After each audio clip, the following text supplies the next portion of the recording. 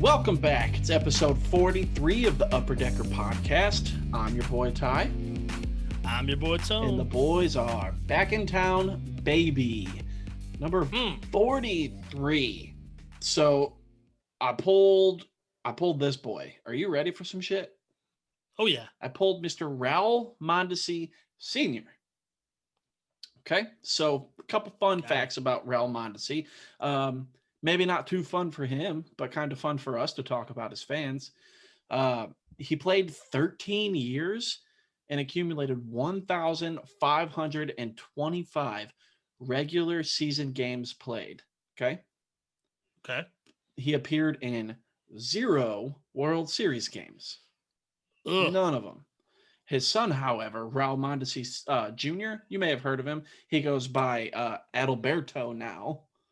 He made his major league debut in the 2015 World Series. Like, you little shithead. Right. Like, I've worked my ass off for 13 years and fucking just doing it better than dad. Just being like, what's good? I'm out here. Let's get after it. World Series or bust. The guy played a total of, I think, 7 games, and had a World Series ring. Because that game went 7, I'm pretty sure. Or that series went 7, I think.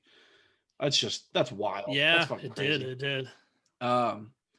So a little bit on I got to talk about it a little more. So he actually only went to the division series, and he only did that 3 times in his career. He played on good teams, but just never made it any farther than the division series. So in 95 and 96, he was with the Dodgers, and he lost to the Cincinnati Reds and the Atlanta Braves in the division series. So catch you on the flip. See you later. And then in 2002, he was with the Yankees. So this is obviously after the Yankees had a historic run in the World Series from 96 through 2001. They were in it, I think, every year. Right. And then in 2002, they get knocked out by the Anaheim Angels while Raul Mondesi plays for them. And then the Angels go on to win the World Series in 2002. So he was just in the wrong place at the wrong time every year. Very much so. So a little bit of bright side to Senior here. He was he's actually the first Dodgers player in history to join the 30-30 club, which is crazy. Ooh, okay. So it took until 1997 for that to happen. He joined the 30-30 club then, and then he did it again in 99. So it was kind of significant, I think. Yeah, that's pretty crazy though for such a storied franchise, you know? Right. Yeah. It was in 97, I think he had exactly 30 home runs and 32 steals. And then in 99, he had 32 home runs and 36 steals. So wow, it's not little baby numbers either. He was out there fucking doing it, you know? It's pretty cool that there's so much that goes into baseball, and there's so many different types of stats. And, for a game that's been around for so long, that even in the 2000s, you still have people do things for the first time. Go back and say that again. Okay. It's pretty cool that, baseball's been around for such a long time, but even in the 2000s, you still have players doing things for the first time ever. Right. It's just crazy. I agree. I think it's so wild because I guess Major League Baseball, quote unquote, has been a thing for we're closing in on 150 years now. So It's crazy that shit can still happen for the first time. I mean, if it were the Tampa Bay Rays or the Arizona Diamondbacks, those expansion teams, I get that. That's going to happen. Yeah, first time in franchise history. Okay, well, they've only been around 15, 20, 25 years. But something like this, you're the Dodgers. You don't think that would have happened before this? I don't know, man. We're going to, just a little foreshadowing for you, we're going to have some firsts tonight. Oh, we are? Yeah, we got several, I believe. Huh. Okay. Yeah. Just some unique one-offs that, Do I know what we're talking about or no? Oh, there's several of them. We're gonna dig into some during the birthdays. Yeah, there's just a lot of this player was the first player to do such and such. So you know what that means, right? What's that? That means I didn't read any of the fucking notes, so we're going into this shit blind, my guy. I'm on dude, your side. I love it, man. What do we got on the docket for today, bud? Oh, dude, we're just going to do some birthdays. We're going to do Tony Tone's dope name of the day. We're going to do Wheelhouse, where we're just going to talk about a little bit of news, I think, today in Wheelhouse, because Hot Stove is like, it's like on the 2. Like it's getting warm, but it's not cranked to fucking 11 yet. Sizzling. Yeah. And then after that, this is going to be fun, Mr. Tone. We are going to do an underage 26 draft. I'll put it that way, because let's change the name though. Underage draft doesn't sound good. Under 26 years of living draft. There you go. All right, cool. So what we'll do is me and Tone are each going to draft a team of what we believe are the best players under the age of 26. We were going to do 25, but the way that like StatHead and everything like filters out their ages, it was like their age as of June 30th, 2020. So right. So if they were in their age 25 season this past year, right, or younger, right, they qualify. Yeah. So as long as they're not like 27, that's way too fucking old. That's big old. That's like big old, dude. Take it from your boy. That's fucking crazy. Also, Tone, I am going without you. I got a little whiskey Sprite here, so we're gonna see how part 2 goes. No, I love it, man. I'm excited about it. I was gonna join you, and then I looked around. And I was out of booze, man. It was a sad moment. So fucking Mondays, am I right? Shit, man. Let's make it a little better with some birthdays. All right, we're gonna start it right off with yo boy. Ooh. Like your real boy, not just one of your boys. Your boy. I see it on the notes now. Boy. It is Mr. Ronald Acuna Jr. He's 23 this week. God. So something tells me he might pop up in that 25 and under draft. Potentially. He up to this point, he's turning 23 this week. So at not even 23, he's already been a rookie of the year, an all-star, and a two-time silver slugger. In 2018, he became the youngest player ever to homer in 5 consecutive games. I remember this. I remember it, and I'm not even a Braves fan. I mean, that was so cool. Do you remember the 6th game and what happened in that? No. They were playing Miami, and Jose Urania, he beamed Acuna first pitch of the game. Fucking drilled him so that he couldn't hit the home run or whatever. Because it was 5 games straight with a home run, and like Urania was like, nah, not off me today, boy. Plunk. Right. So that's why that's one way to take care of business, right? Yeah, that's why they hate them. Well, him at least. If you can't beat him, fucking beat him. Yeah, get after it, bro. Yeah. He is also the youngest player ever to hit a postseason grand slam. I members. Man. I members. I know you remember that one. That was off old Walker Bueller, I'm pretty sure. It was off Walker Bueller. Look at that. Don't even need the notes, bro. Freaking baseball encyclopedia here. I was watching all of those games like this, though, so I wasn't 100% sure, but yeah. Well, you couldn't see it, but you could hear it. Right, yeah. In 2019, he became the youngest player to enter the 40-30 club.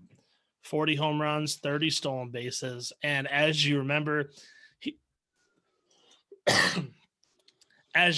he missed out on becoming the 5th member of the 40-40 club by just 3 stolen bases. Yeah.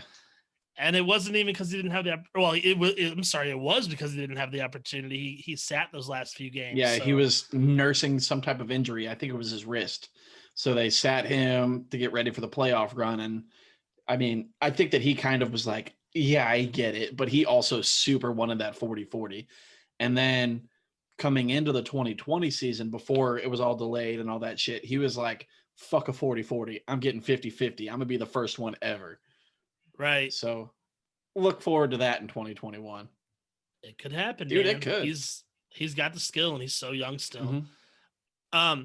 When you talk about like MVP, not that he's won one, but when you talk about value and like what makes a player valuable, you can talk about a few different things, but I pulled some career splits of Acuna's.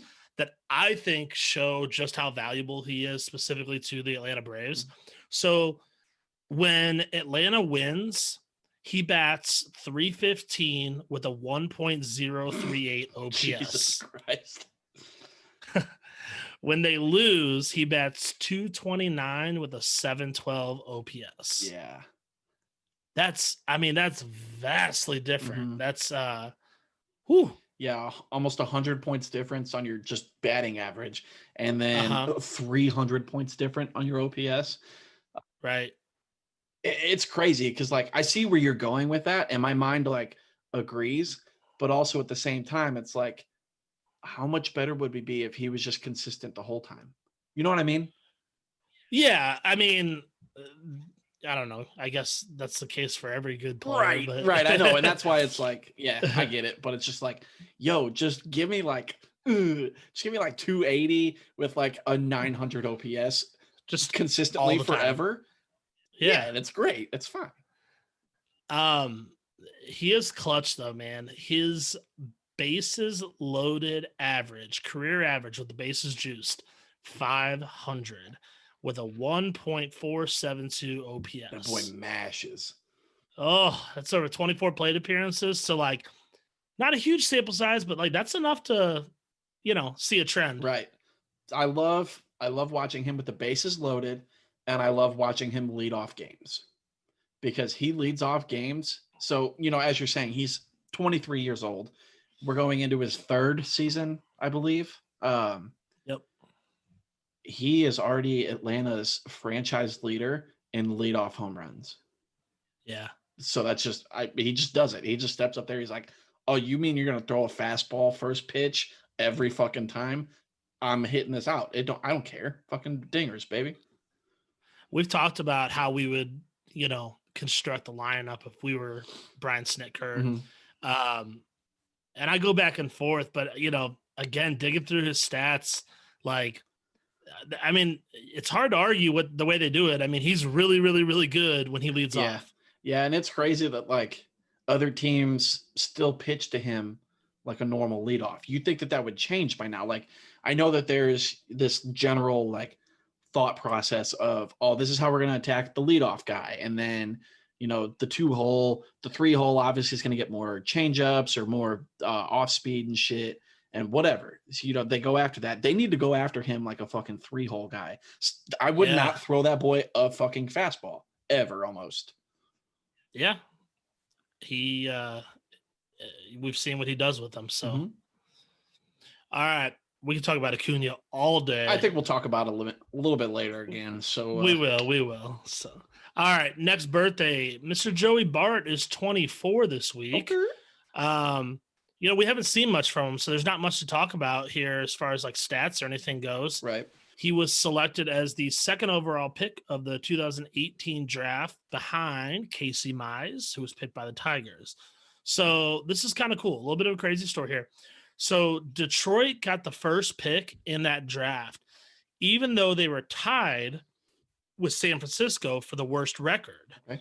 So I guess I didn't know this until doing some research, but when that happens, it reverts back to the previous year's records. So in this case, the Tigers finished a half game behind San Francisco the previous year. And the reason they finished a half game behind was due to a September rainout that was never made up. That's so funny. So, like, it's just those little things. You don't think about it. It's a losing team. Right. We don't need to make this game up. But fast forward over a year later, and it affects the order of the 2018 draft. Yeah. So, I mean, who knows? Had things gone differently, you could see Casey Mize in San Francisco. Mm-hmm. And you can see Joey Bart in Detroit, or maybe by the time Detroit got the second pick, they wouldn't even have taken Bart, and they would have taken someone completely different. Yeah, at the exactly. number 2 spot. Dude, that's crazy. Yeah. I didn't even think it would be like a thing that Major League fucking Baseball would be like, hey, we know you're the last place team, but like, we're going to just say, fuck your game right now. Like, you don't even get 162. You're going to play 161 this year.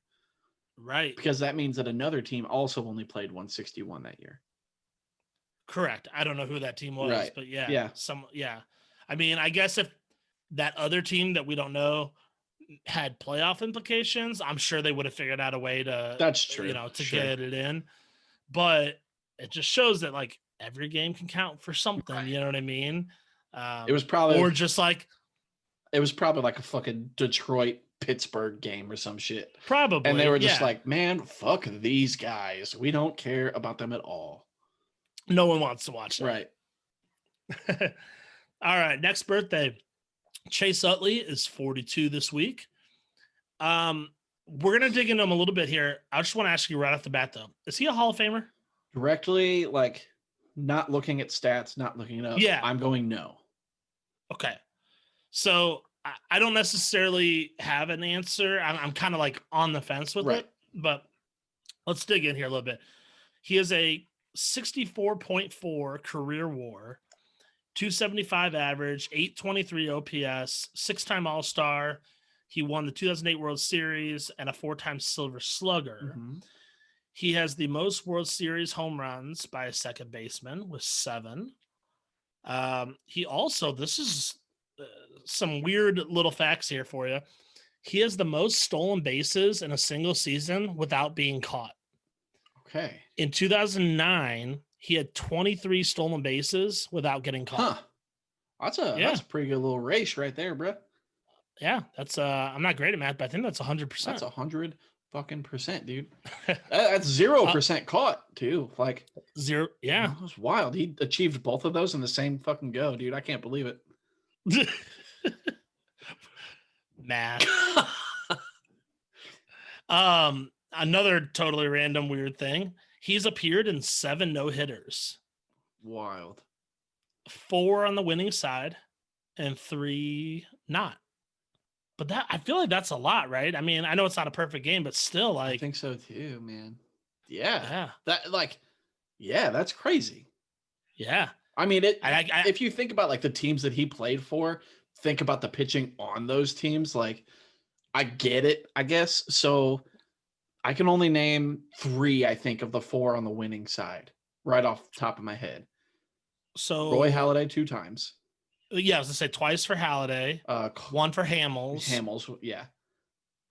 And then it might have been when he was with the Dodgers, so it could, and that was more recently. Did oh man, I don't know. Kershaw. I don't think Kershaw has a no, does he? Dude, I don't know, man. For real. Like right. Kershaw has done so much that like I don't even fucking know. Yeah. You go ahead and just like keep talking about some shit and I'm gonna dig. Well, so here's what we're gonna do. We're gonna move on to the next birthday, and then we're gonna kind of touch back on Utley real quick. So there was a combined one.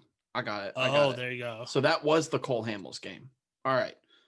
Well, Cole Hamels did another one. Oh, okay. So here. July 25th, 2015, Cole Hamels, 100% all the way through. September 1st, 2014, Cole Hamels, Jake Diekman, Ken Giles, Jonathan Papelbon. Combined no. Okay. And then Roy Halladay, and then Roy Halladay again. Okay, so those were his 4 wins, and then there was 3 other games. Yeah, but I don't fucking care about them. No. All right, so we'll touch back on him in a second. Real quick, next birthday, it's Craig Biggio. He's 55. Oh, man, I see what you're doing to me here. Oh, shit. All right. This dude, this boy, 20 seasons, all with Houston. He is a Hall of Famer. He has a 65.5 career WAR, a 281 batting average, 796 OPS, 7-time All-Star, 4 Gold Gloves, 5-time Silver Slugger. Mm-hmm. And we're going to stop there for a second. And we're going to go back now. Mm-hmm. I want to bring up Chase Utley again. So, Utley's career WAR was just about 1 win less than Biggio. Mm-hmm. His batting average was 6 points lower. His OPS was 27 points higher. He had almost the same amount of All-Star appearances, almost the same amount of Silver Slugging wins, and he had a World Series. So does that change your opinion at all? Yes. Now that I'm looking at it, yeah.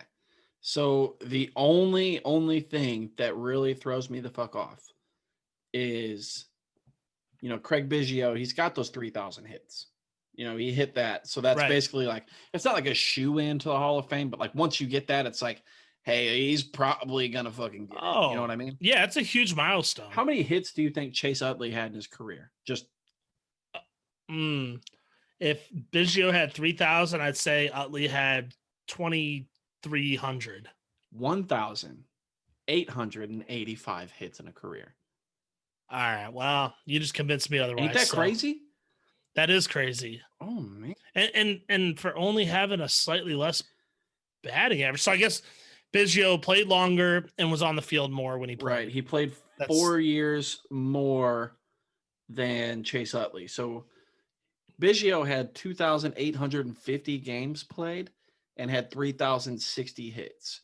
We go back to Chase Utley. He played 1,937 games and 1,885 hits over the 16 years. Yeah. Huh. So was Utley as good as Biggio? Probably not. Maybe kind of close. Right, but he just wasn't. He didn't have the time to do what Biggio did. But his WAR is right there. And I don't get that, because you could say defense, but Biggio's got the Gold Gloves. Yeah, Biggio's got 4. Utley doesn't have any. So I don't, and not that WAR is like a perfect statistic. It's flawed. I think it's like the closest one.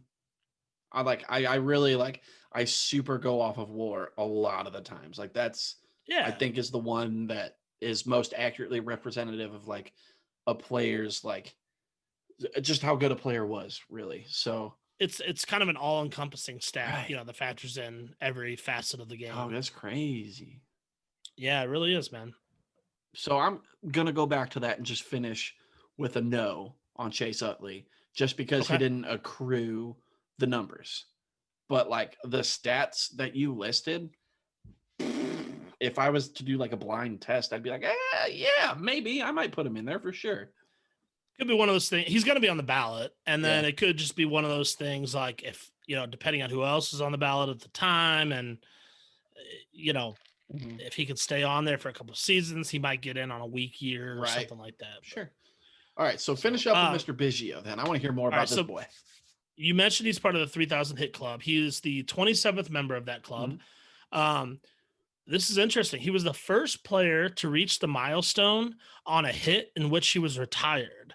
So he basically hit a single, tried to stretch it into a double, got thrown out a second for his 3,000 hit.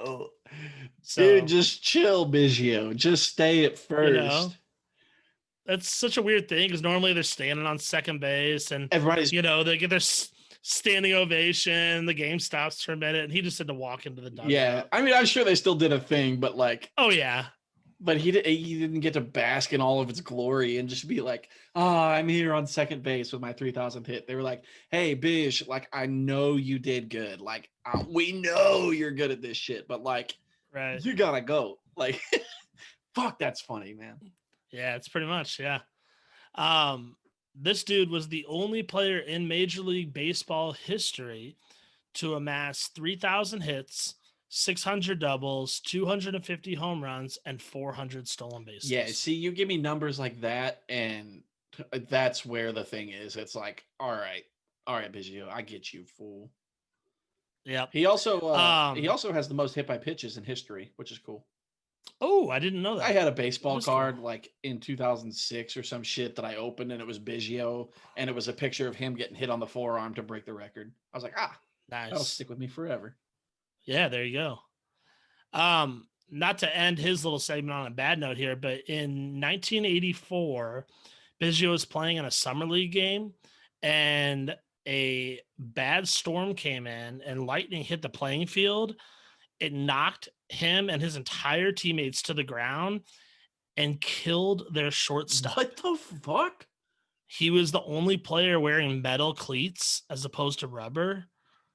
And this dude, Adriano Martinez, their shortstop, died from the lightning strike. What? Could you imagine, like, I mean, I guess there's tons of tragedies that have happened in baseball and people die, but like on the field, like trying to move on from that, like, I don't know if they were close, but that's tough. Yeah. That's tough. Holy shit. Yeah. I had never heard that story Me before. either. I'll have to hit the old Googles after this, man. Yeah. That's insane. Yeah, it really is, man. All right. We are moving along to a undoubtedly great player. A little bit of controversial player for other reasons we'll get into, but Ty Cobb, Hell yeah. he would be 134 years old. Oh, fuck. So big. Old, dude. Big old. Fuck me, man. I gotta say, he's definitely my favorite Ty that I know. You son of a bitch. You even put it in the notes. Man, you... Yeah, I didn't want to forget that one. I guess that's fair. Damn, you know what? Whatever, dude. I'll fucking find my favorite tone. Fucking Okay. Antonio Bastardo or some shit, probably. Oh, speaking of Chase Utley teammates. Oh, yeah. Good call, bro. Yeah, there you go. He was nicknamed the Georgia Peach, which was not very befitting. It was he thick? Not. I don't know. I don't think so. He might have been. No, he had a bunch. I don't think he was a thick boy. Oh, he might have had a thick ass, though. He could have. I think it was just because he was from Georgia. Oh, fair enough. So I mentioned he would be 134. That's a pretty big number. It is not, however, as big as his career WAR of 151. Unbelievable. Dude, that's stupid. I mean, in his playing time, that's a season. Because they played 150 back then, I think, right? Yeah. So, yeah, he had a whole season's worth of wins above replacement level. That's some Barry Bonds shit, dog. Holy shit, Mr. Tone. Just had some fucking technical difficulties, dog. We sure did. I mean, you know what? It's okay. We're back. It gave me time to reflect on, like, some things that the Rangers did because I got a notification while we were gone. Are you ready for this? Oh, you made some big moves? Big fucking moves, dog. A hot stove heating up. You ready? Ooh, okay, let's hear it. So the title is Rangers Add Depth. I'm like, oh, all right. Good news. So they signed right-hand pitchers Gerald Cotton and Adubre Ramos. And then they also signed outfielder Jason Martin.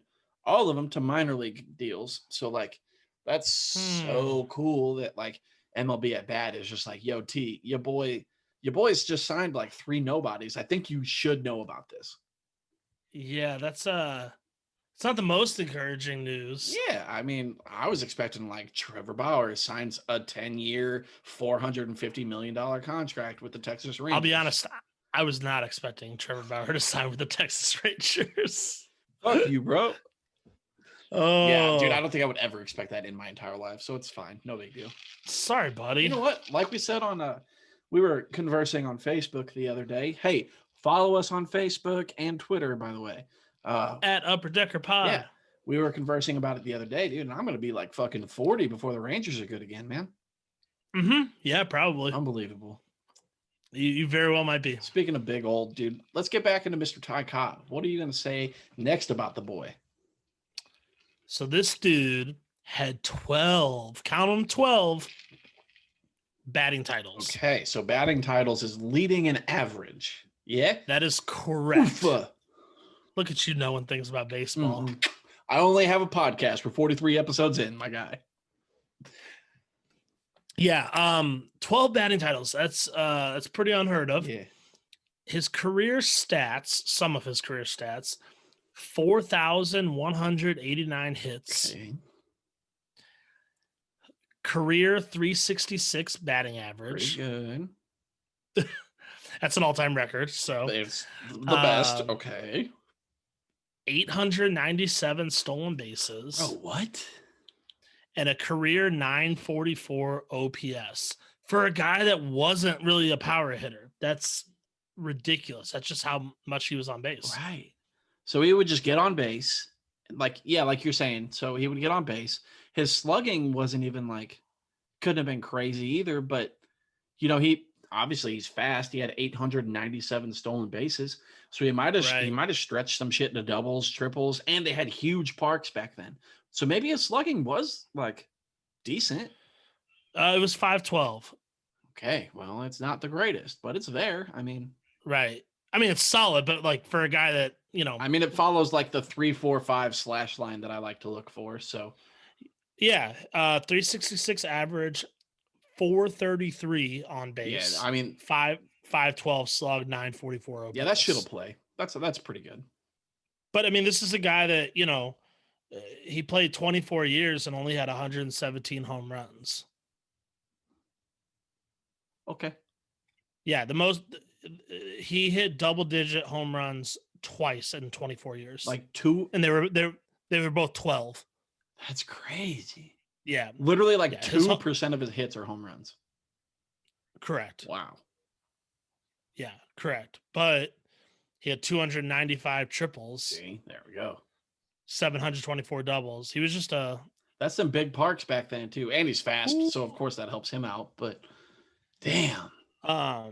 This guy, Mr. Cobb, had 90 black marks on his baseball reference page. That's a lot of them. That is a ton. That is the most of any hitter that we've come across so far.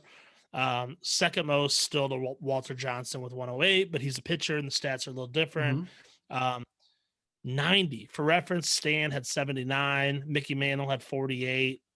Ken Griffey Jr. had 11. Wow. So he was the best at that time.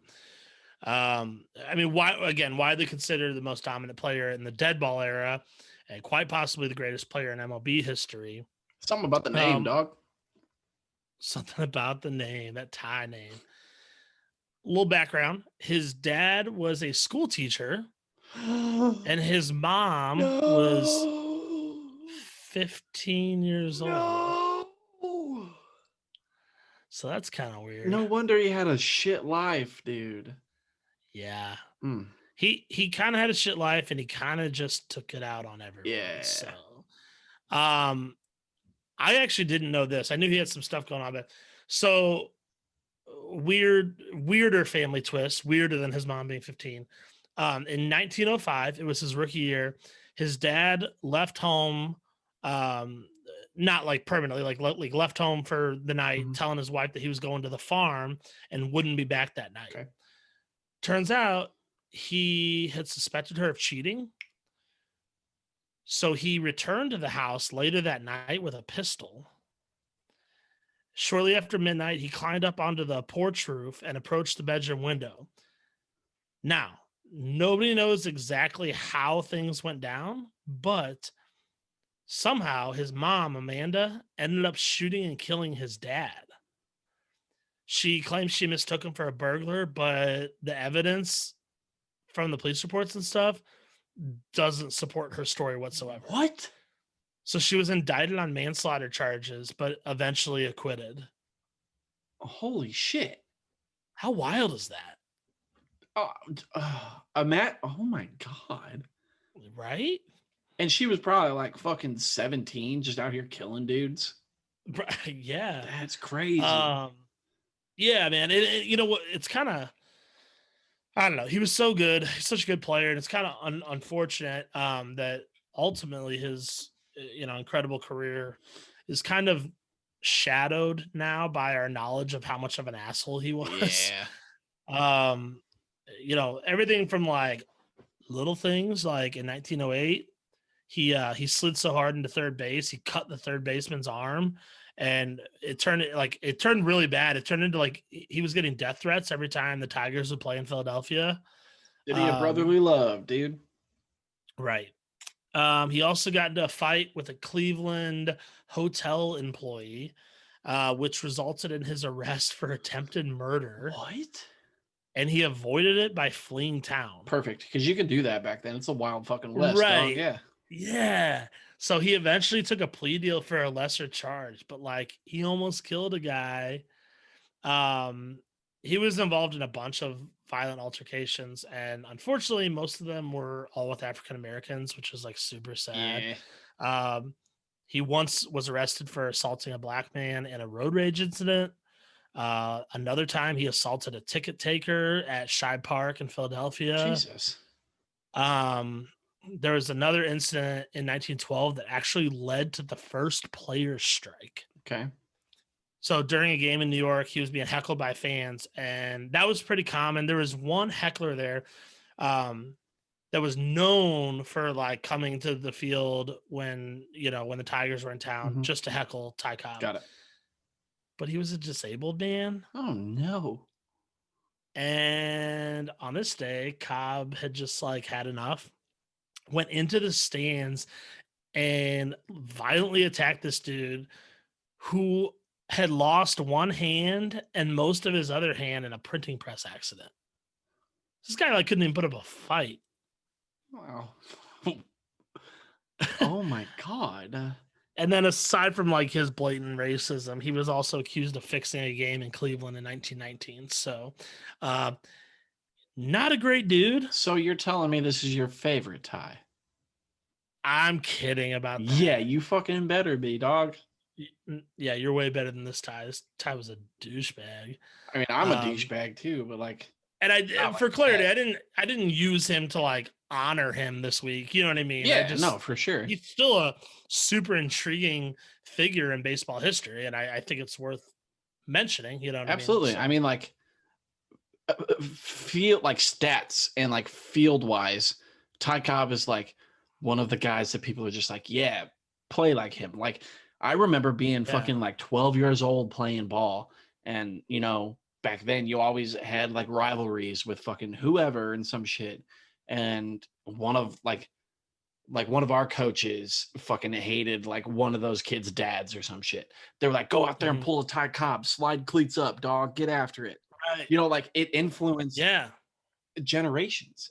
Like the way that he played was just crazy. Like, I don't know. You have to talk about Ty Cobb. Like, of course he's a piece of shit, but like baseball wise, you have to bring him up. You have to. Yeah, no one's saying he was a good guy. He was far from it. But fuck that guy, man. It's still an important stepping stone in baseball. So anyways, a little long-winded there, sorry, but those are our birthdays for this week. Sick, dog. Hey, you got a dope name for your boy? I got a dope name. Dope name, boy. Hell yeah. All right, this week we have Snuffy Sternwice.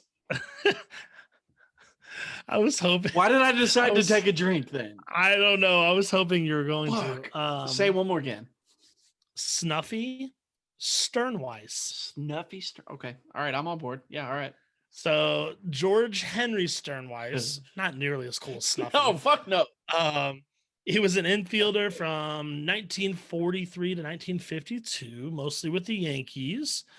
Unlike many of our dope namers, he was actually a pretty good player.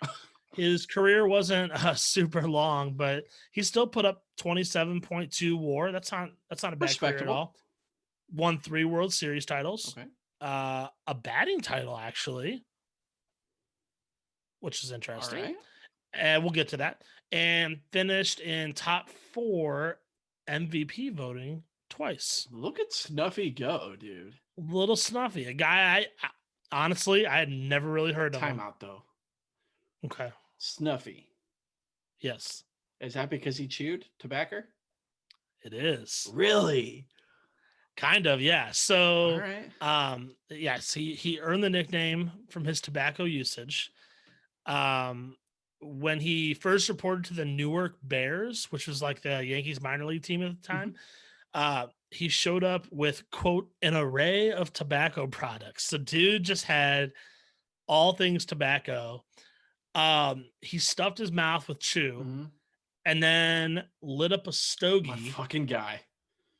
And his teammate joked with him. He was like, what, no snuff? And so then they started calling him Snuffy the Bear. Oh, I strive to be a delinquent like that, dog. Snuffy the Bear. Oh, man. Sternwice. That's so sick. I mentioned he won a batting title. He is he is the least known Yankee to win a batting title. In the 2 years he received MVP votes, he led the league in stolen bases, 55 and 33, respectively. Pretty good. So ironically, we just discussed Ty Cobb, A reporter once said that Snuffy steals bases like no one else since the days of Ty Cobb. So he was kind of compared to him as far as on the base pads goes. In the days of Ty Cobb, a whole 15 years ago. Right. In the 8th inning of the home opener of his rookie season, so early on in his rookie year, he beat out an infield hit and then stole second and then ran to third on a wild pitch and then scored on a balk. So, yeah, that it just kind of set the tone for like how he played, right? Sure, you know, his style and all that. So, yeah. One time in between games of a doubleheader, he put on a show by running a 75-yard dash in 8.2 seconds. All right, that's quick. That's quick. And he circled the bases in 14 seconds. Dog, your boy used to do that. 14? Swear to God. No. Swear. Fucking stop watching all. 14 seconds. I used to be fast. Okay. As hell, dog. You used to be because, now granted, this is in a game. StatCast has the fastest trip around the bases as Byron Buxton at 13.85. Maybe it was 15. It might have been 15. Shit. That's quick though, bro. Dude.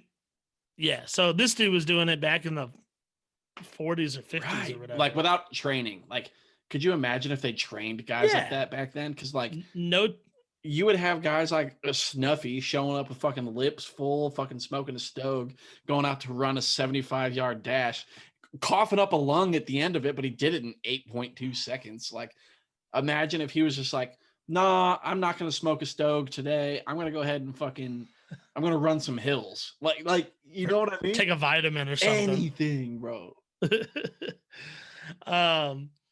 So this is a little wild here. You ready for this? Absolutely. Okay, 1945. Okay. It's the year he won the batting title. Okay. He went into the last day of the season as second in the race, in the batting title race. He was in second place to White Sox third baseman Tony Cuccinello. So Snuffy was at 306. Cuccinello was at 308. More specifically, 308.457. Okay. So the White Sox game got rained out, which ended Cuccinello's season.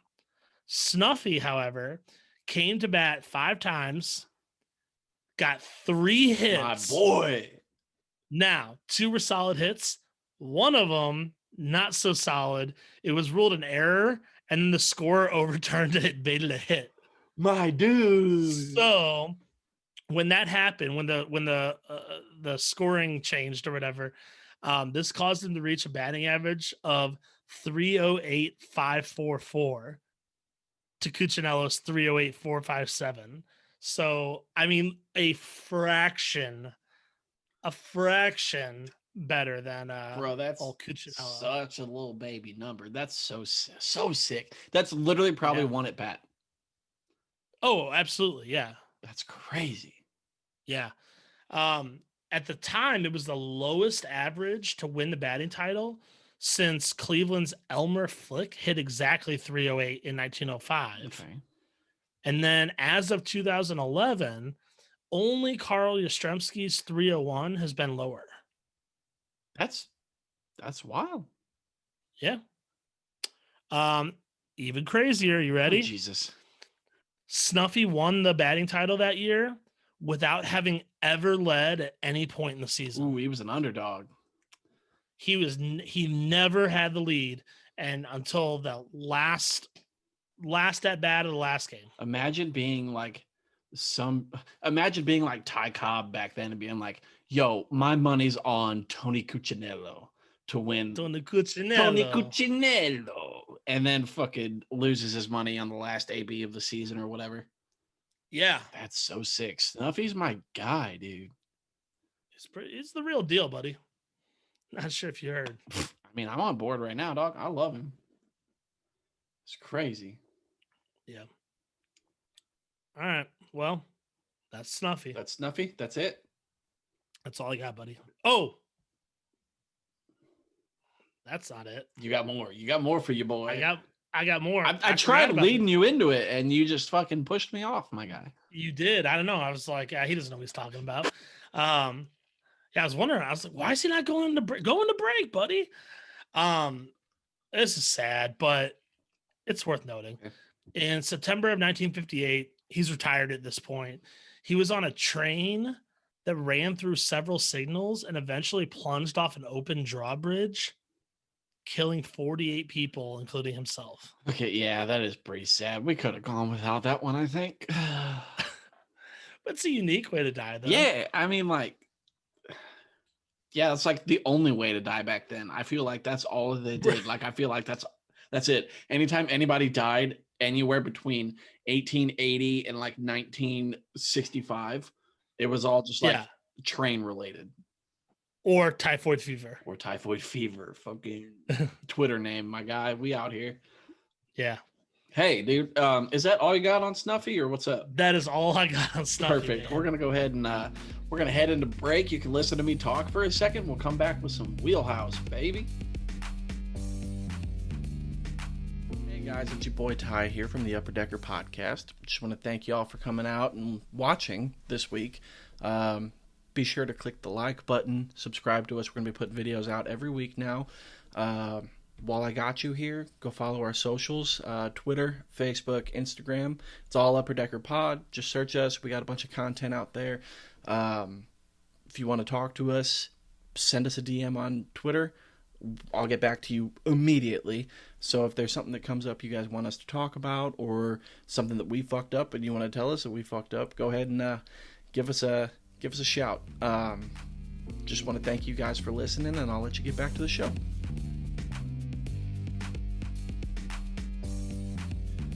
All right, and welcome back to part 2 of episode 43 of the Upper Decker Podcast. We got some news. That old hot stove, we cranking it, dog. We getting her going, dude. Yeah, we got a little bit of action so far. We're going to talk. Oh, God, we're going to talk about this shit right here. This gets me. Chris Young, the tallest GM in history, coming out and making a deal day one, dog. Oh, so hype about it. He shipped off Lance Lynn to the White Sox for none other than the spectacled specter, Dane Dunning. Fuck, I fucked his name up with the fucking cool ass nickname I came up with. Stunning Dunning. Stunning Dunning. You like that? Okay, yes, very much. We'll talk about that. And left-hand pitcher Avery Weems. So Rangers right off the bat doing a thing that fucking your boy likes. I dig that very much so. This was such a win-win trade as far as I'm concerned from the outside. I mean, what do you need Lance Lynn for if you're the Rangers? I mean, he's good, but like, again, you're not competing this year. Right. White Sox, they're looking good right now. Mm-hmm. And Dane Dunning, like you and I have talked about him a bunch over this past season or so, and I really like what I see out of this kid, and I think he could be really good. I do too, man. We were texting about it that night because I got an update and it was just like Lance Lynn traded to the White Sox, and I was just like, bro, oh my God, fucking blah blah blah, finally. And then I was like, I wonder who they got back, and I sat there and I was thinking for a second. Thinking, and I texted you. It was like, oh my God, bro, Dane Dunning, dude. It has to be fucking Dane Dunning. Yep. And sure as shit, it released later. It was Dane Dunning and Avery Weems. I was fucking hype, dude. I couldn't sleep for like 10 more minutes. It was crazy. So I love seeing the Rangers make moves like that right off the bat, but it also hindsight's 2020, and I'm just gonna fucking play devil's advocate here. I wonder if they could have gotten more if they traded him mid-season last year, like at the trade deadline, where the White Sox obviously were interested. We've heard about the White Sox being interested in Lance Lynn for months now. Yeah. So I'm almost wondering if they could have got more at the deadline, because they'd have been like, yo, White Sox, you trying to do playoff stuff. Give me 3 guys instead of, the 2, Dane Dunning and Avery Weems or whatever. Now it's just like, yeah, here's fucking Lance Lynn, and we'll take like Dane Dunning and Avery Weems. Don't get me wrong, glad they did it. Sure. Like looking back, I feel like they could have gotten more at the deadline in 2020 instead of off season 2020, you know? Yeah, I mean, in theory, absolutely. I mean, because that's another chance. Referencing last season, that's another chance for them to try and win the World Series. So, Mm-hmm. yeah, I don't think even if you deal them at the deadline last year, I don't think you're like, getting like Aloy or Robert or anything like Sure. that. But like, yeah, I mean, at least an extra player, maybe Right. like you said, 3 players instead of 2 or something like that. So, Mm-hmm. but White Sox making moves, like we said. Hell yeah, They boy. also signed Adam Eaton. Yo, we both Uh, said that, right? yeah, Yeah, we both said that. Go yeah, we back. said he's going to go back to the White Sox. Yeah, absolutely. Both of us did. Yep. Mm-hmm. Yep, we're perfect this year so far in our predictions. No, but they signed Eaton to a 1-year, $7 million deal with a $8.5 million team option for 2022. I like it. I mean, there's not much to write home here. It's not like they're counting on Adam Eaton to be like a huge bat in their lineup, but Right. he's a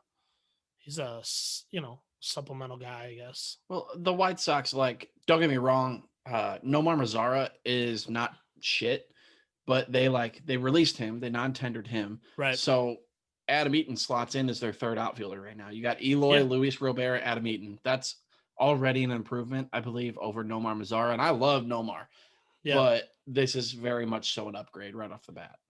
I think it's a difference also of like a known quantity, like with Eaton, like what you're getting pretty much. Right.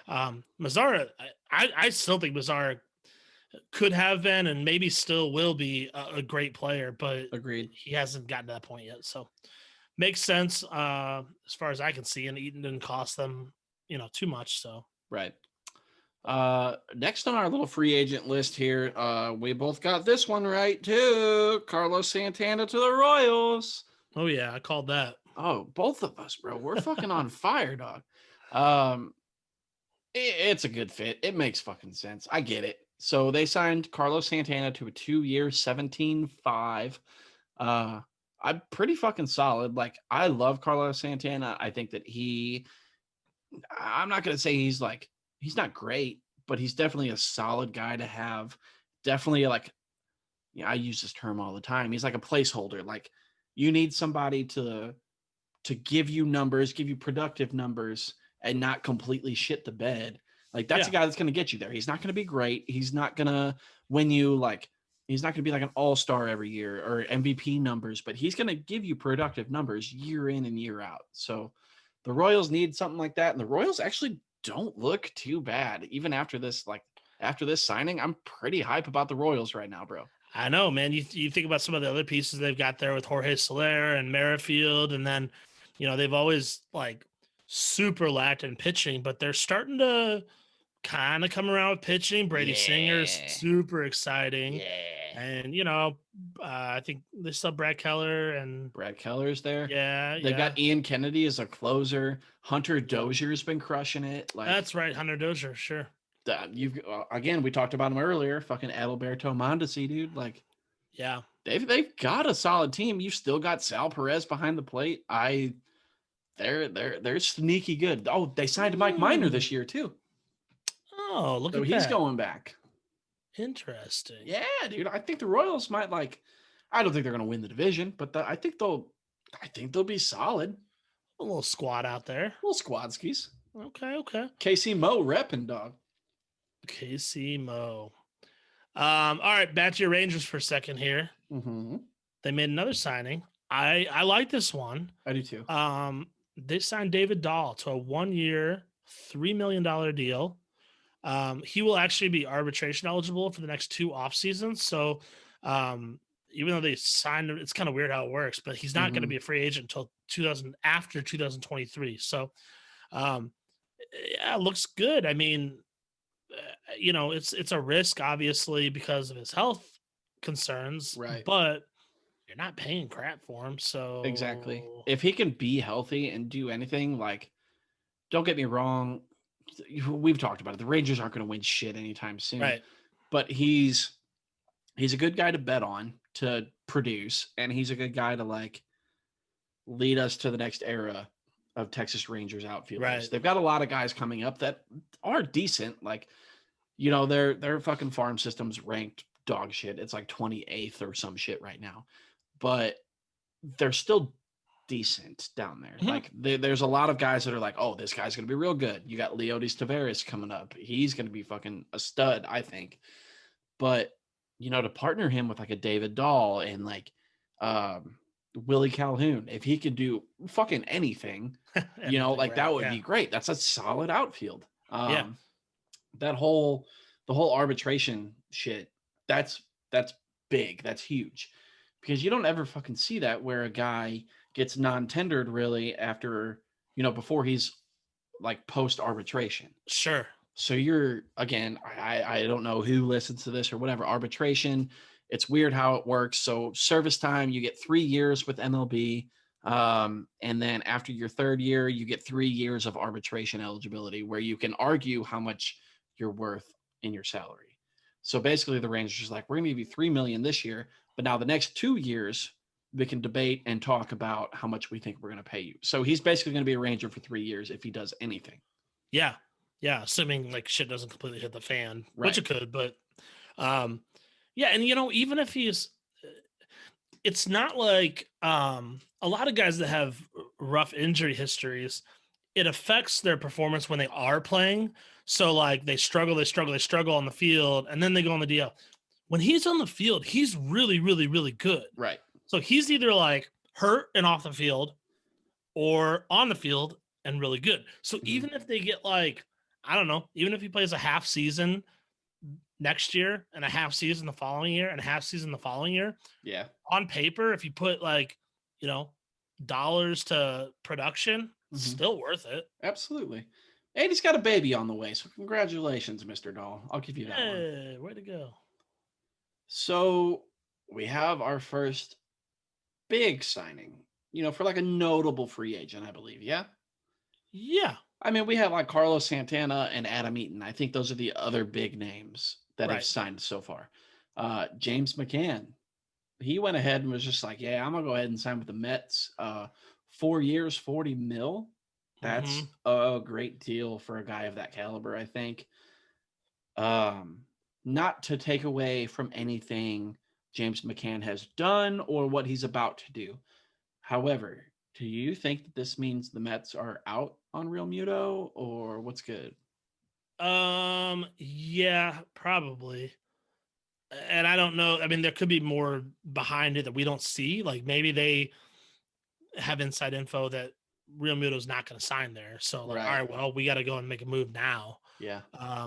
I don't know that. Get the next best guy out there. Sure. Yeah. You know, James McCann isn't like I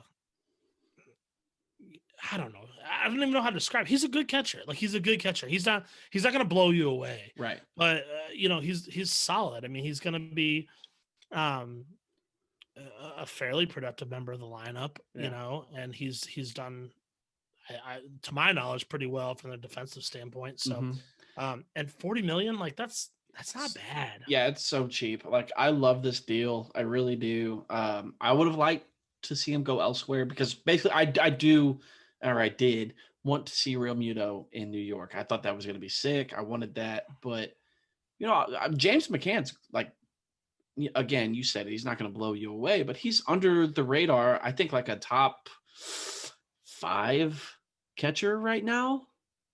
Yeah, I think like 5, 6, like right around there. It's a great deal, and especially like you said, 40 million, dude. That's crazy.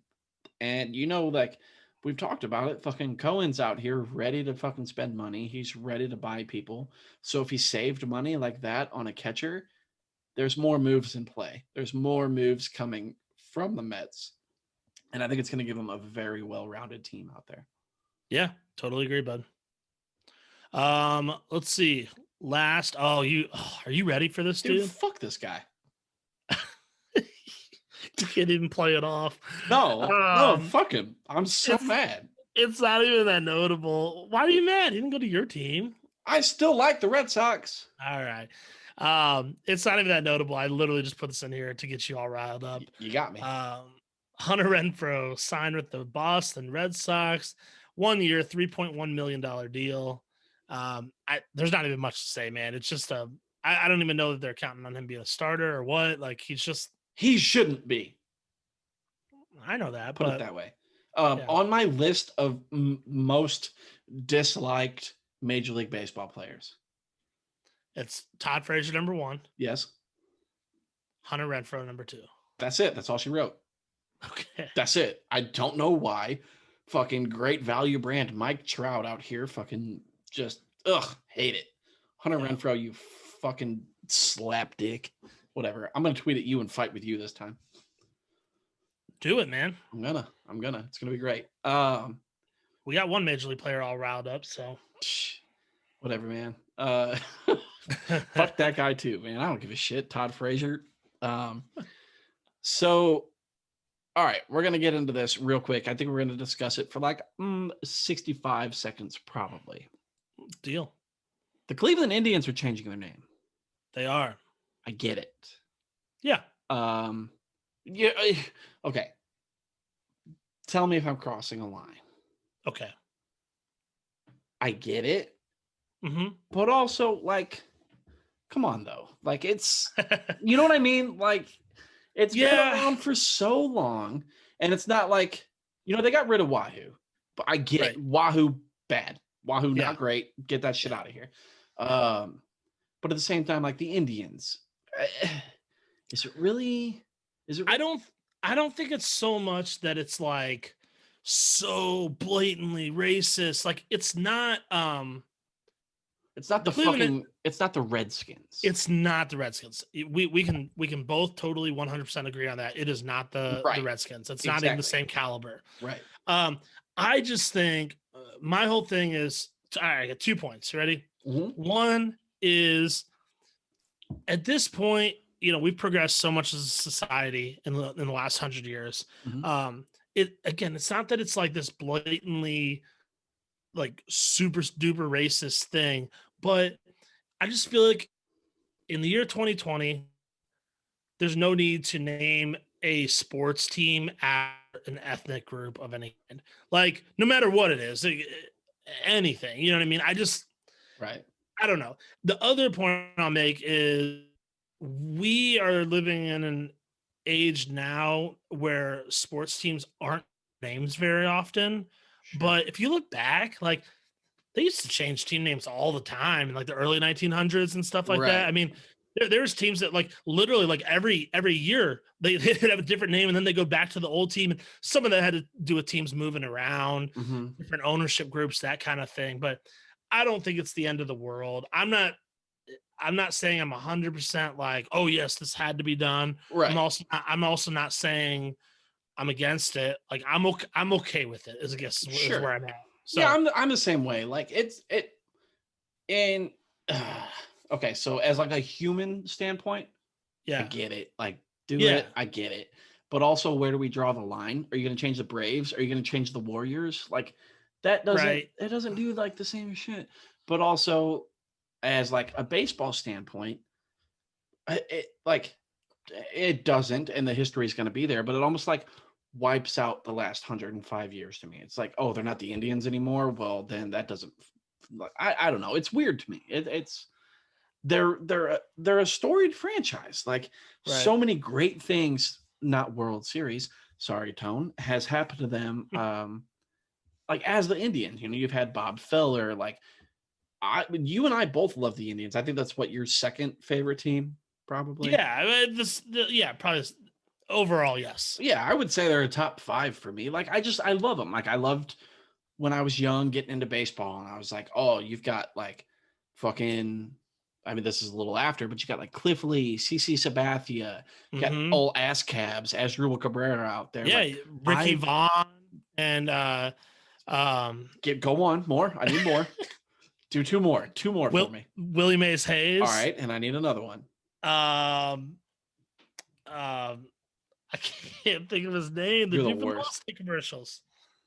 Dude from the Allstate commercials. What is that the same guy? I don't think so, dude. What are you talking about? Not the Allstate commercials. What commercials is that guy in? I don't know who you're talking about. I was gonna say like Pedro Serrano Old boy who can't hit the curveball, and he fucking Yeah, but what commercials is Pedro Serrano in now? What? He's in commercials? Yeah, dude. I think you're out of your fucking mind, dog. Do Googles, and I'm going to talk about what I think I want the Indians to be named. So, going back in history, I want it to be like, and of course, I'm a nobody in the middle of fucking St. Louis, Missouri, but I want them to do some type of historical thing. Go back to the Cleveland Spiders, bro. I will lose my ever-loving shit if we have a team named the Cleveland Spiders, dude. I'm all about that.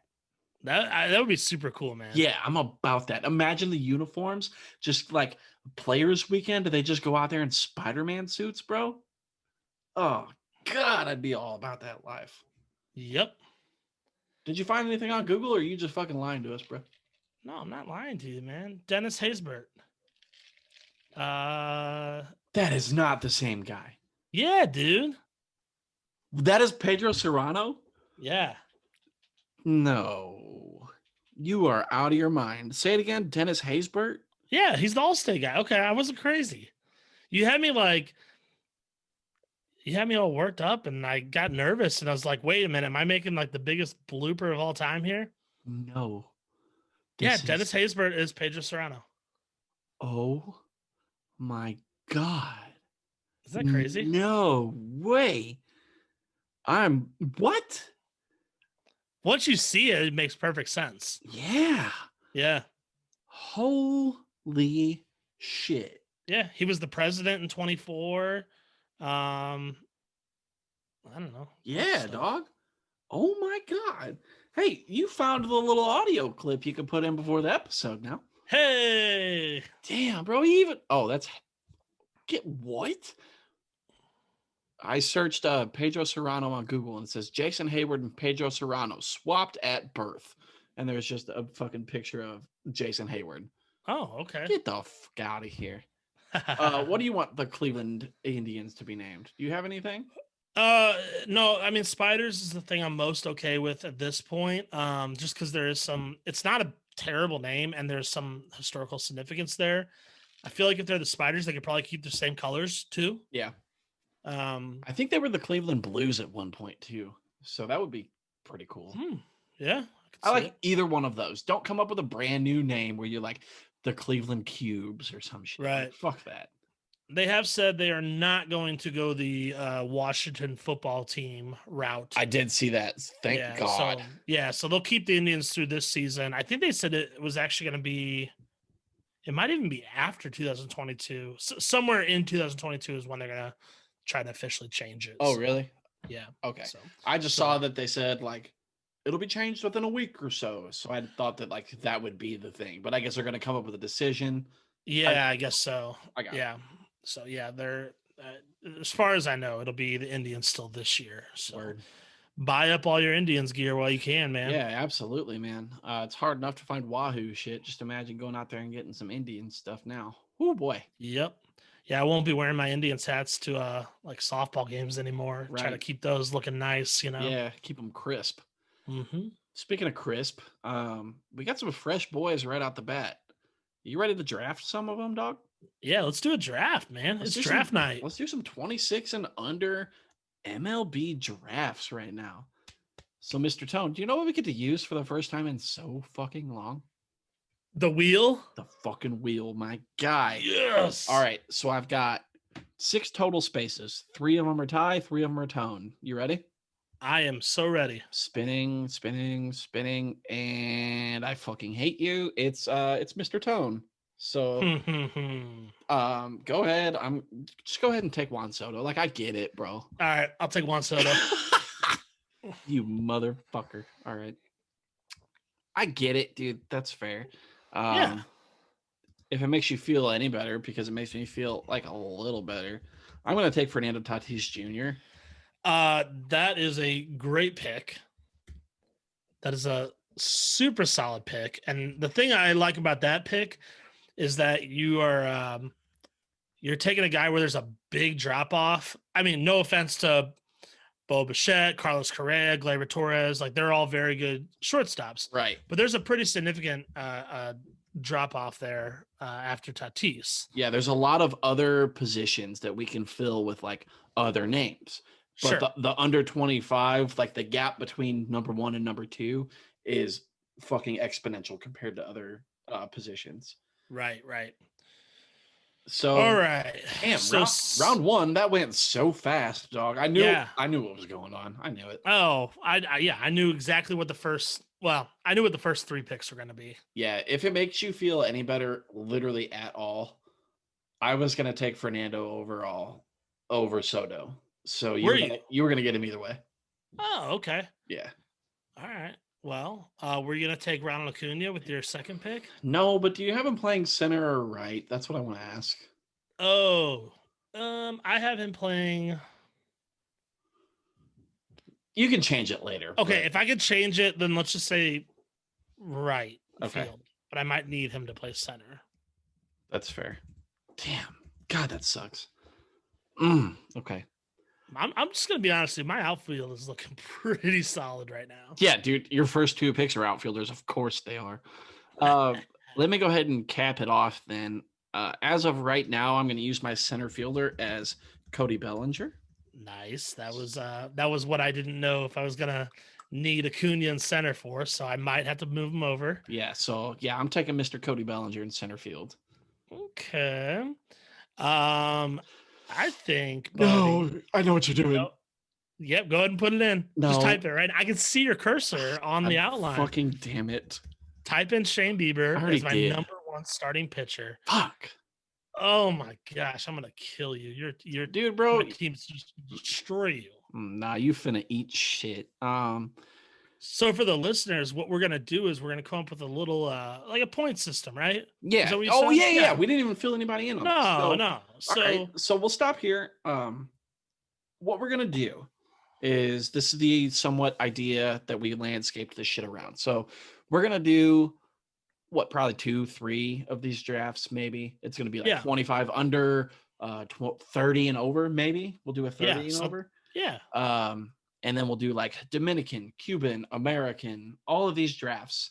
And we're going to get teams together and we'll do at each like respective position. So for catchers, we're going to go head to head between me and Tone. So there will be average, on base, slugging, OPS, home runs, runs, RBIs, stolen bases, all that shit. So between the two of us, whoever's player had the higher number, we're going to get 1 point for that category. Yeah. Did I explain that well? I think so. Okay. It's kind of like a fantasy when you do head to head, but it's like stat categories, but 1 win or whatever. Yeah, exactly. Something like that. Yeah. So we're going to rack it up position by position and stat by stat. And we'll each get a point for each position player with said stat, whoever leads that category. Same thing with pitching. We're going to move it over. It'll be ERA, quality starts, earned runs, strikeouts, all that shit. So I think this will be pretty fun, man. Let me pull up text. I think we talked about like gold gloves and silver sluggers are going to be an extra 3 points, correct? Yes. And then Cy Youngs, MVPs, Rookie of the Year. Shit like that. That'll be an extra 5 points added onto our total for this one, I think. Right? I've already got a Cy Young and a MVP that are going to happen in 2021. So, well, I've got the 2019 MVP, the Rookie of the Year from 2020. It's all right. Probably MVP for the next 8 years, Fernando Tatis Jr. Like, it's fine, dude. I'm good. All right. So we're back to me now. Yes, now that we're all caught up, round 3. Oh, I was going to go pitcher this round as well.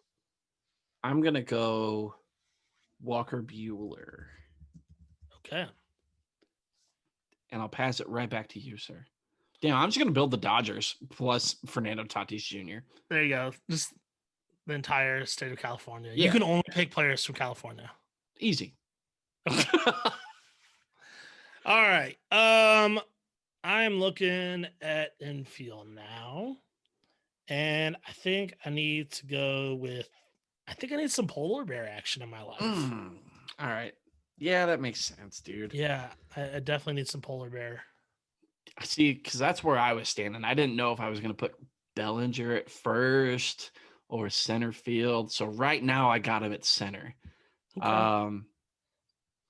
I just have to do this because it's my fucking boy and will forever and always be my fucking boy. I feel like a fourth round of 25 and under. Mr. Brandon Lau at second base is a pretty good Okay. snag. Okay. I thought you were gonna take my next guy. Fuck you. Who is it? Do it. Just do it. Come on. Zach Gallen. No, you piece of shit. You piece of shit. You did not know. Oh my God. Why would you? Oh my. Why didn't you take him then? Well, because I didn't think you were going to take him that early. That's why. You motherfucker. Whatever, dude. Fine. I got to get a pitcher then. I'm going to take fucking Lucas Giolito. Okay. God bless America, sir. It's your fault. You did such a good job last episode of convincing me that Gallen was better than Giolito. God blessed. You stated your case. You won me over, and I stole him from you in the 25 and under draft. So, whatever, dude. Who's your next pick? Because I'm so mad at you. Oh, let's see here. I am going to go with... Oh, man, this is getting really tough already. Okay. Let's get... You're so pissed. Yeah, I'm fuming, bro. I might... we're only doing this 3-man rotation. I guess we probably could have told the listeners what positions we're drafting as well. Catcher, all of the infield positions. We're going to do DH, 3 starting pitchers, and 2 relief pitchers. There you go. I am going to go with Jack Flaherty. I'm going to finish off my rotation with Jack Flaherty. You can fucking have Jack Flaherty, you piece of fuck. I'm done with you. Done with your shit. I'm sorry, baby. Let's see. With that being the case, I'm going to switch it up. So I've got Brandon Lau at second base right now. Okay. I'm going to move Brandon Lau to right field. Okay. Because he has that fucking capability. I'm going to take Ozzie Albies at second base. I like that. Thanks, bud. Yeah, I like that. Back to you, sir. All right. I don't think you're going to steal my second baseman now at this point. So I got 2 of them. I can hang off on that for a minute. I'm going to take Kevin Biggio. Well, I'm going to at some point, but not yet.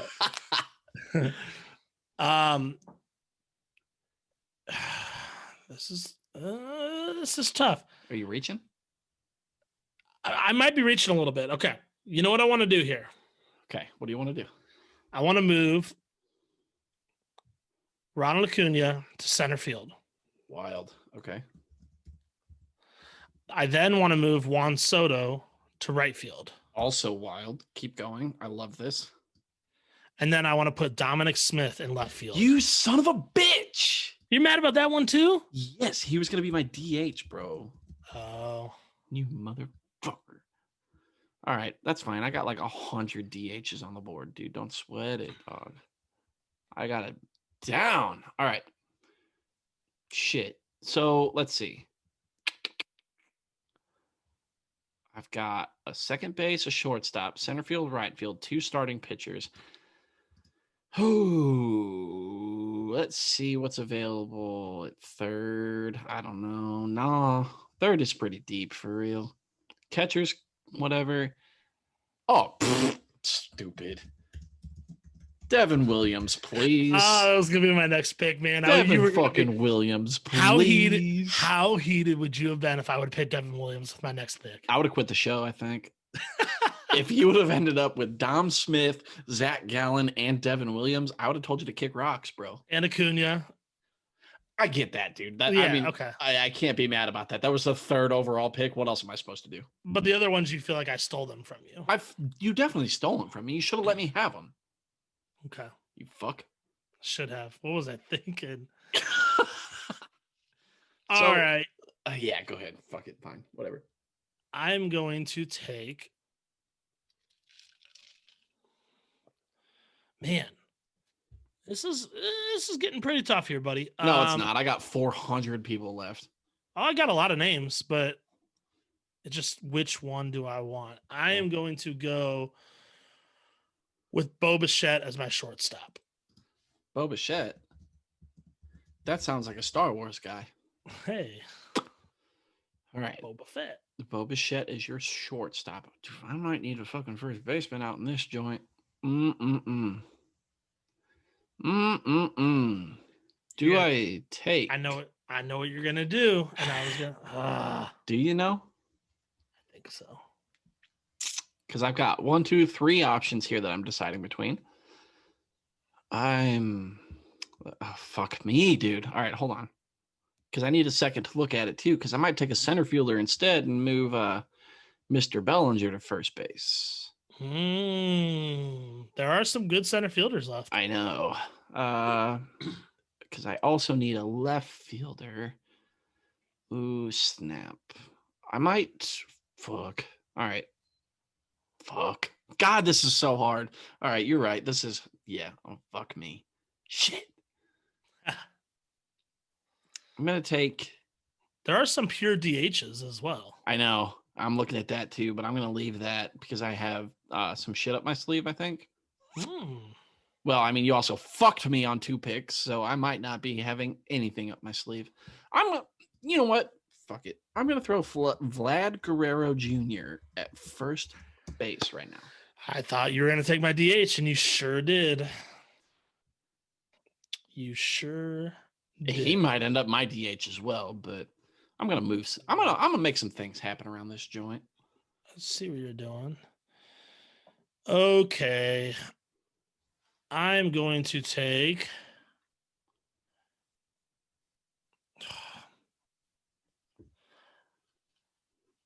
I need a second baseman or a third. I'm going to take Rafael Devers as my third baseman. Fucking cuck. You like that one, huh? Yeah, dude. I think Devers is going to have a huge, huge year, bro. I hope so. Okay. With that being the case, let's see. You're done on starting pitching, so I don't have to worry about getting one of them until super late. DH, you need a second base and a catcher,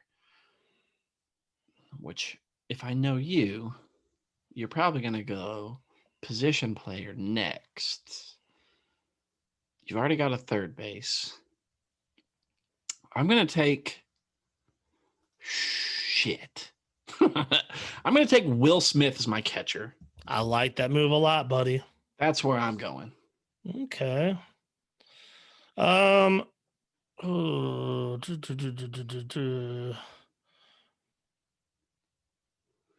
So you're not going to take my second baseman. You're not going to take my catcher. Did you have a different catcher planned? I know I have a backup to Will Smith, though, in case you took Will Smith. Yeah, well, I did. Remember when I did just now? Remember? Yeah, just that thing that just happened. Yeah, just now. Yep. Yeah. I'm gonna rub that one in. I'm actually gonna go reliever here, and I'm going to pick Matt Foster from the Chicago White Sox. Fucking take him, bro. Take him. Okay. All right. Cool. Matt Foster. He had 23 games last season. Okay. He held opponents to a 5.04 WHIP. That's pretty good. The only qualified pitchers that were better than that were Devin Williams, Shane Bieber, and Ian Anderson. All right. I guess I get it then. Yeah.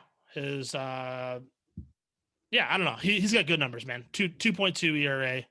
So we'll see. All right. Well, I guess I won't have to dip too deep then for my second reliever. Therefore, okay.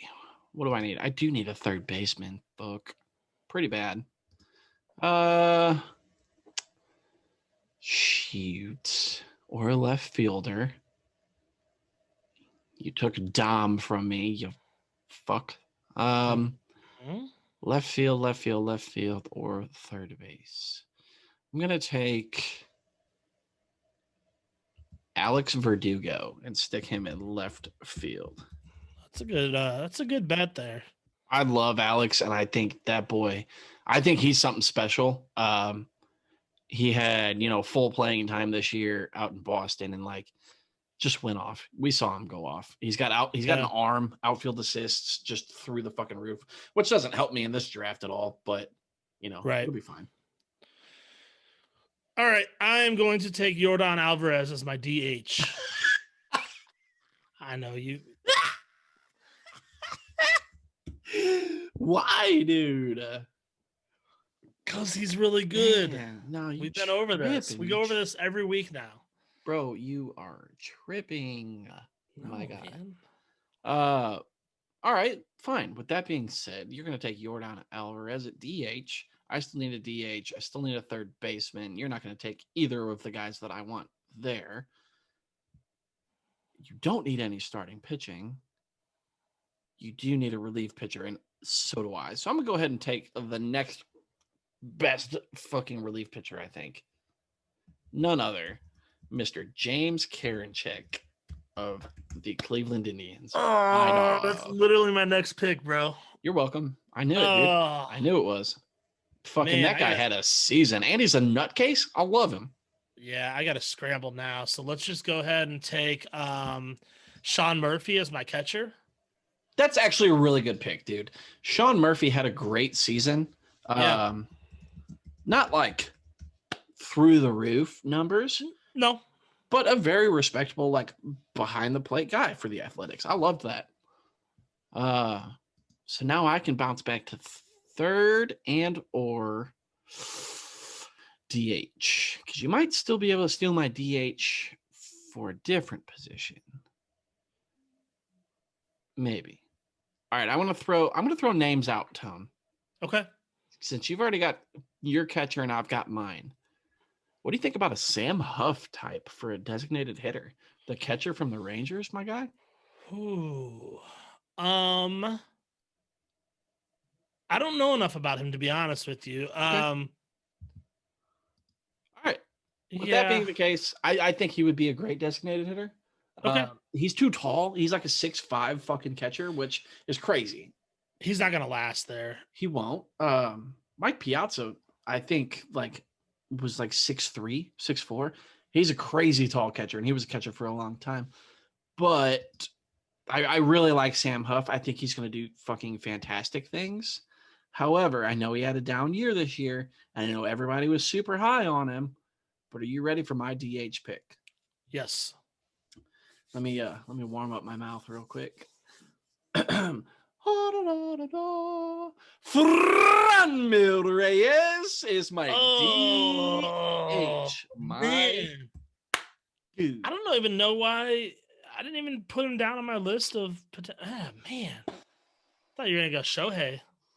Now, fuck that guy too, man. Well, yeah. Okay, I see you. Yeah, boy. All right. While I'm still pondering on my reliever, I'm going to go ahead and fill my second base spot with Kevin Biggio. Yeah. I knew you were going to get him at some point.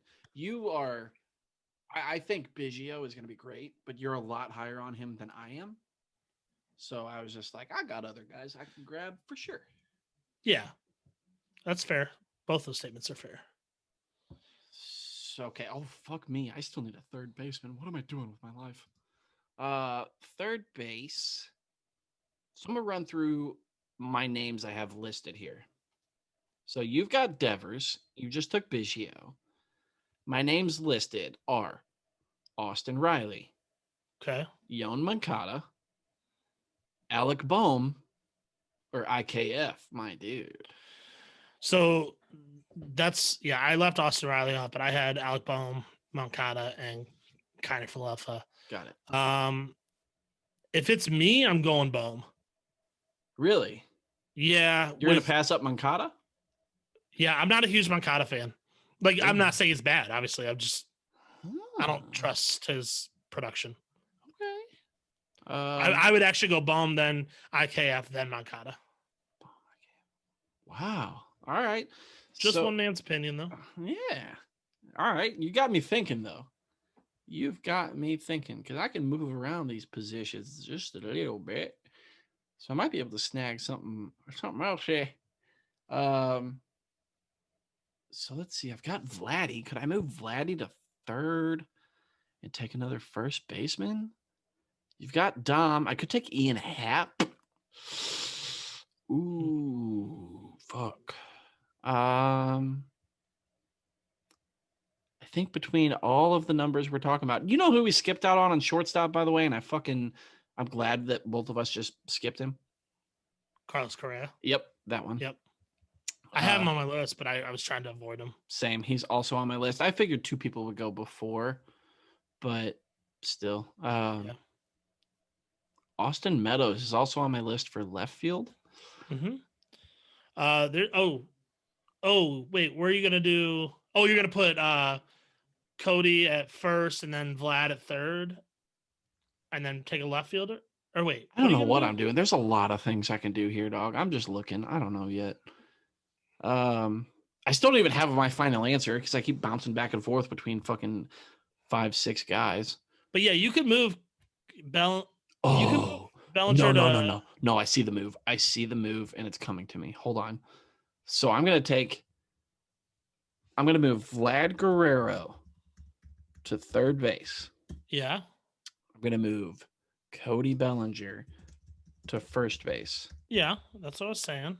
I'm going to move a Verdugo to center field. And then you're going to take somebody for left field. Is it Eloy Jimenez? It's that boy Eloy, dog.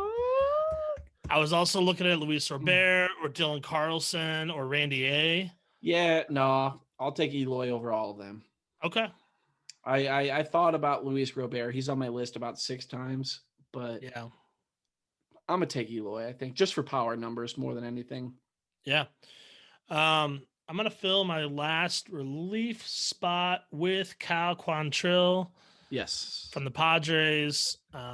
Indians now, sir. Oh, Indians. That's right. He got or I'm sorry, Cleveland baseball team. Yes, that is correct. Yeah, he got traded. So, yeah, that's what I got, man. That's a pretty solid team, my dude. Who's your last starter? Okay. So by the way, Cal Quantrill was on my relief pitcher slot, and I also had Gregory Soto and none other than Genesis Cabrera. Oh yeah, okay. I think that boy's probably going to have a good season. So I need to close out with the number 3 pitcher. So you have so many options. I know. Let's talk about some of these options. Yeah. I'm going to read through what I have down as my options. So you took Bieber, you took Gallen, I took Giolito, and I took Walker Buehler. Those are all under my SP1 slot. Like I was going to take one of those 4 guys for my first starter, no matter what. Sure. My number 2 slot, I have Brady Singer, Chris Paddock, Jack Flaherty, who you took. I have Ian Anderson and Mike Soroka. Oh, I didn't think about Soroka. Yes. Moving to my third. Second one you said. Oh, Paddock. Paddock, yeah. Yeah. And then I'm going to move to my SP3 slot, is what I called it. I have Dustin May. Yep. Corbin Burns. Zach Plesac. Yep. Tristan McKenzie. Oh, yeah. Nate Pearson. And Casey Mize. I like all those. I do too. Can I give you a few other names? Just talk to me, baby. Herman Marquez. That's it. No, I'm just kidding. I passed up on him for some reason. Dane Dunning. Yeah, I thought about it. Dakota Hudson. Also super thought about it. Six-toe Sanchez. Yeah, there is a lot of guys. I narrowed it down to all of the guys here are better than the ones that you're listing. But I am curious to hear the other names. Keep going. There's more. Sandy Alcantara. Yeah. Dylan Cease.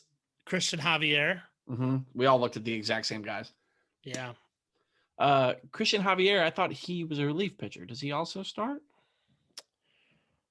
Oh, I might have just put him in the wrong. It doesn't matter. I might have just put him in the wrong. It was late. Late. Shit. All right. So, fuck. So I want. Soroka, I think, is the best bet. I want to risk it though. I want to fucking go for it, dog. Because I want a Brady Singer type. I want a Tristan McKenzie type. Yeah. A Nate. But how much do you want to bet, though? I know, dog. I know. Also, Christian Javier started 10 of his 12 games this year. Well, I'm fucking just ridiculous. So, Mike Soroka. And I'm so big on Paddock too. Like, okay, my picks are made, so this is not to trick you. okay, I would not go with Soroka with us having something like on the line for right. it. You know what I mean? know that's where I'm at too. Yeah, I need somebody who's going to go out there and like get numbers and win me categories. So I'm going. If I'm you, I'm going Anderson, Burns, or Singer. I really like Plesac. I really like McKenzie. I really like Mize, but I'm going Anderson, Burns, or Singer. Okay, so my three that I'm narrowing it down to are Brady Singer, Zach Plesac, or Tristan McKenzie. Ain't that wild? Fuck. It's tough, man. I really, really, really, really, really am high on Tristan McKenzie. Why are we both just like pretending that Dustin May doesn't exist? Is it because he's ugly or? Could be, yeah. You know what? What if Dustin May and Justin Turner had a baby? That'd be the reddest thing I've ever seen. God damn it. So freaking All right. I also got to look at it. So my other starting pitchers, Walker Buehler and Lucas Giolito. Got two righties. Are there any lefties available? No. That's fine with me. I'm doing it, man. I'm banking. I'm putting my money in. Brady Singer. I'm doing it. Cool. I've already typed his name in. We are fucking set there. All right. So that was fucking hard.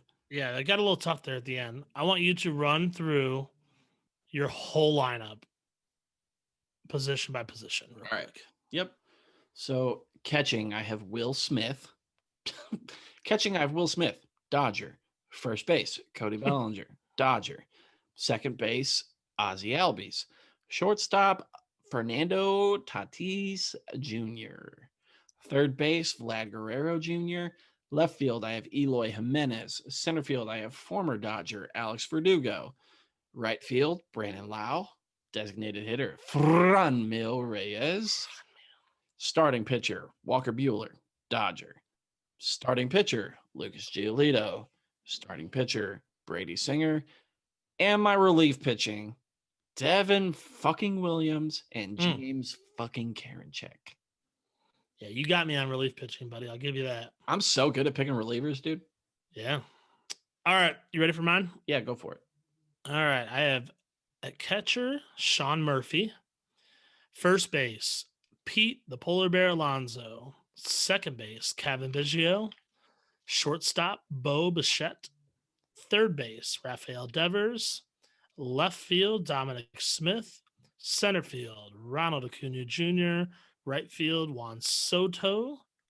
I think I typed solo, or one of us typed solo. Sure did. Yeah. Juan Soto. It was Han's son. No fucking. Why have we never made a joke about that? I don't know. We just did. DH Jordan Alvarez. My starting pitchers are Shane Bieber, Zach Gallen, and Jack Flaherty. And my relievers are Matt Foster and Kyle Quantrill. I'm so pissed about your starting pitchers compared to mine. They're both pretty damn good, man. Both of our. Yeah, but like, you're a lot higher on Giolito than I am. I don't know. I'm set with Buehler. You're a lot higher on Giolito than I am. I would much rather have Gallen, and I'm glad you took Flaherty. That gave me like moves for other people. But fuck, man. Fuck. God, that was so hard. That was fun. That was a lot of fun, man. That was so much harder than I wanted it to be.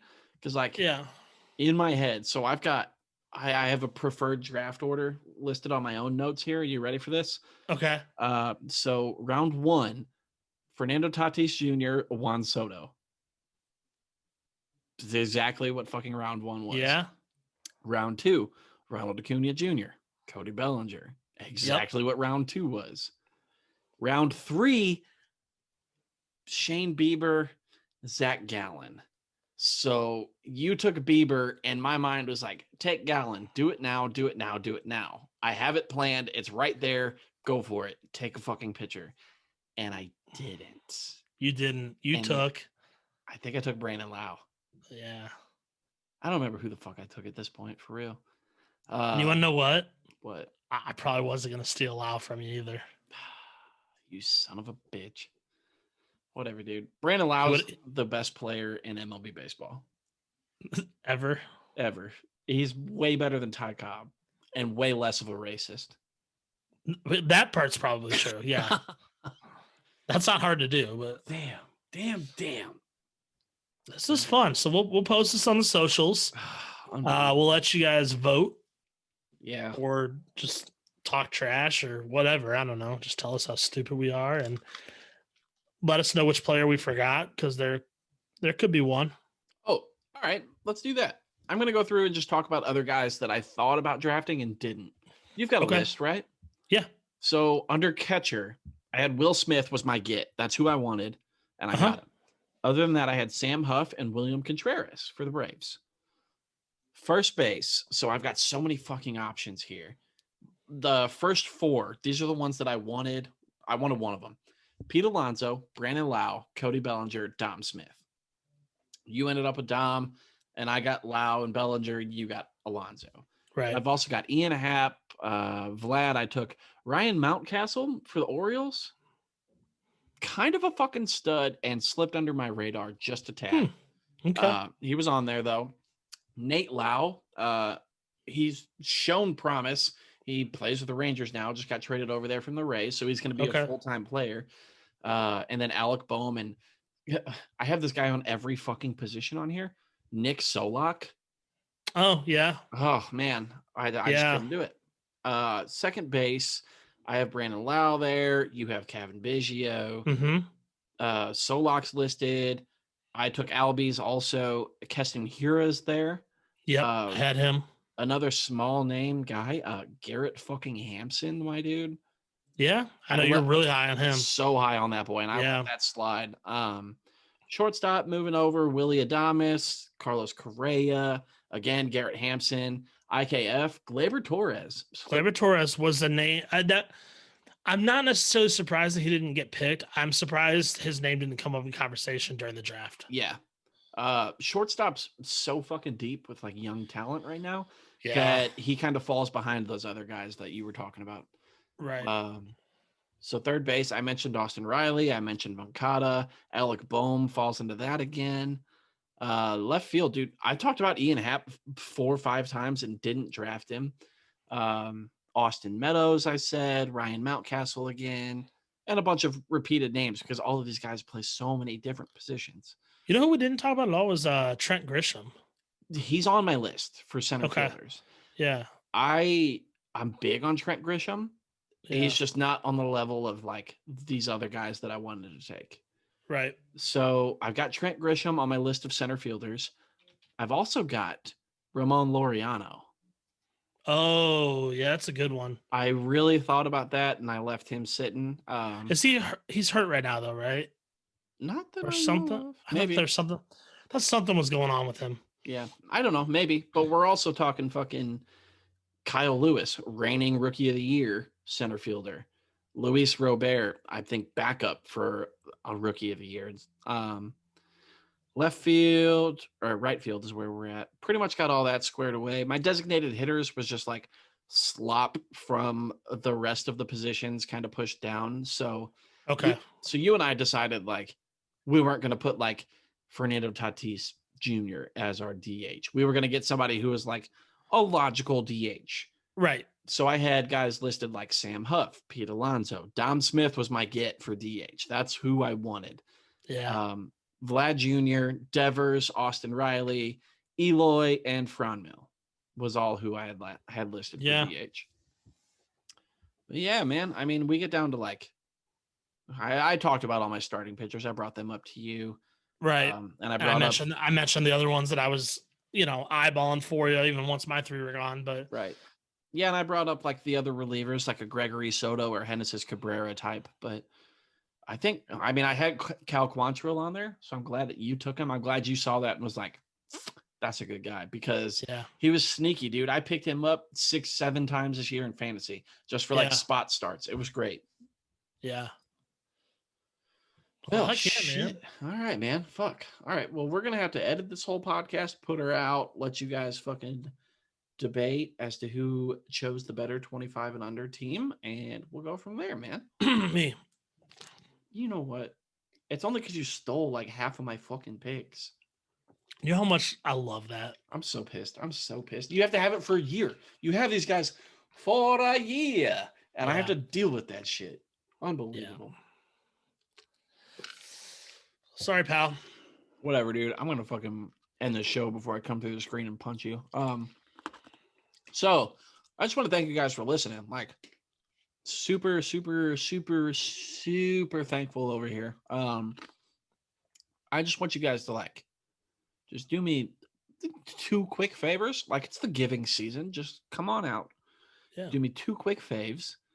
Go over, follow us on social media. Twitter is the Upper Decker Pod. Facebook is Upper Decker. Instagram, Upper Decker Pod. Dude, we're out there. I'm going to start posting things there. So go fucking follow and be the first to see it. The second thing I'm going to ask, I'm not even going to ask you for money at this point. I'm going to make Tone do that because fuck Tone at this point, and I'm still mad at him. Dang, dude. Whatever, bro. I love you. You know it. All right. If you want to... Oh, are you ready for me? No, I'm going to do my second thing that I want. Remember? Are you listening to me, bro? No. So the second thing that I want y'all to do that's not money, Mr. Tone, shit.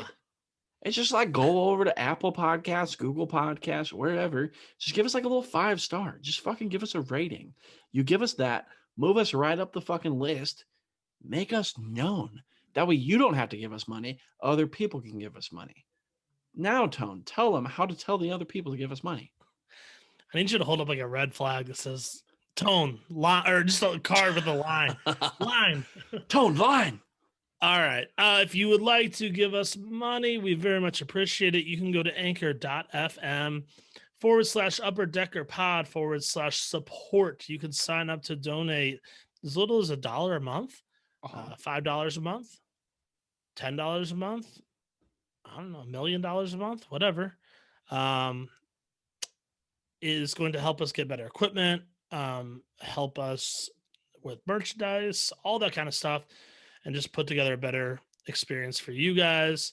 If you would like to just do like a one-time donation, you can hit us on our socials, DM us, email us at upperdeckerpod2020@gmail.com. Mm-hmm. Any of that, and we'll let you know how you can send us a one-time donation via Venmo or else. I don't know. Cash App, fucking Dropbox. I'll put a cardboard box at the bottom of my stairwell. You can come drop off like $100K and just let me know when it's there. I'll go down and get it. Like, it's cool. Okay.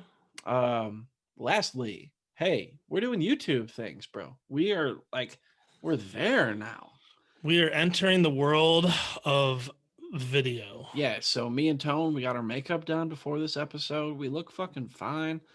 I mean, neither one of us shaved, but you don't want that. So, like, it's great. Go over to Upper Decker Podcast, the full thing on YouTube.